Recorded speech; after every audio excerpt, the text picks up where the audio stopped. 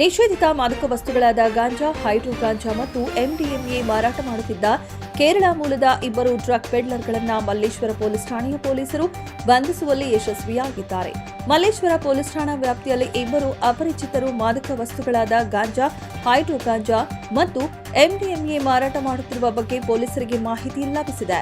ಕೂಡಲೇ ಕಾರ್ಯಪ್ರವೃತ್ತರಾದ ಮಲ್ಲೇಶ್ವರ ಪೊಲೀಸ್ ಠಾಣೆಯ ಅಪಾರ police inspector Yashwant Kumar NDPS ಕಾಯ್ದೆ ಅಡಿಯಲ್ಲಿ ಪ್ರಕರಣವನ್ನು ದಾಖಲಿಸಿಕೊಂಡು ಸ್ಥಳಕ್ಕೆ ಧಾವಿಸಿ ಕೇರಳ ರಾಜ್ಯದ ಇಬ್ಬರು ಡ್ರಗ್ ಪೆಡ್ಲರ್ಗಳಾದ ಶ್ರೀಕುಟ್ಟನ್ ಮಿರ್ಷದ್ರನ್ನ ವಶಕ್ಕೆ ಪಡೆದುಕೊಂಡು ವಿಚಾರಣೆಗೆ ಒಳಪಡಿಸಿದಾಗ ಕಡಿಮೆ ಬೆಲೆಗೆ ಕೇರಳದಿಂದ ಮಾದಕ ವಸ್ತುಗಳನ್ನು ಖರೀದಿ ಮಾಡಿಕೊಂಡು ಹೆಚ್ಚಿನ ಬೆಲೆಗೆ ಮಾದಕ ವ್ಯಸನಿಗಳಿಗೆ ವಿದ್ಯಾರ್ಥಿಗಳಿಗೆ ಮಾರಾಟ ಮಾಡುತ್ತಿದ್ದುದಾಗಿ ಬಾಯ್ಬಿಟ್ಟಿದ್ದಾರೆ.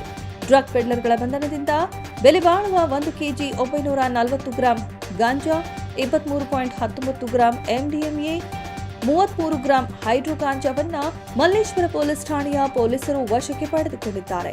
Mahadevapura police station, KG Halli police station, Malleshwaram police station, ಈ 3 ಪೊಲೀಸ್ ಸ್ಟೇಷನ್ ವ್ಯಾಪ್ತಿಯಲ್ಲಿ ಒಟ್ಟಾಗಿ 48.24 ಲ್ಯಾಕ್ಸ್ ಅಂದಾಜು ವ್ಯಾಲ್ಯೂದು ಡ್ರಗ್ಸ್ ಸಿಕ್ಕಿದೆ. ಅಲ್ಲಿ ಗಾಂಜಾ, ಹೈಡ್ರೋ ಗಾಂಜಾ ಮತ್ತು ಎಂಡಿಎಂಎ. ಟೋಟಲ್ ಆರೋಪಿ 4 ಜನ ಅರೆಸ್ಟ್ ಆಗಿದ್ದಾರೆ. ಒಬ್ಬ ವೆಸ್ಟ್ ಬೆಂಗಾಲ್, ಇಬ್ಬರು ಕೇರಳ ಮತ್ತು ಒಬ್ಬ ನಮ್ಮ ಕರ್ನಾಟಕದವರು. ಇದು ರಿಕವರಿ ಆಗಿದೆ ಬೇರೆ ಬೇರೆ ಕಡೆ.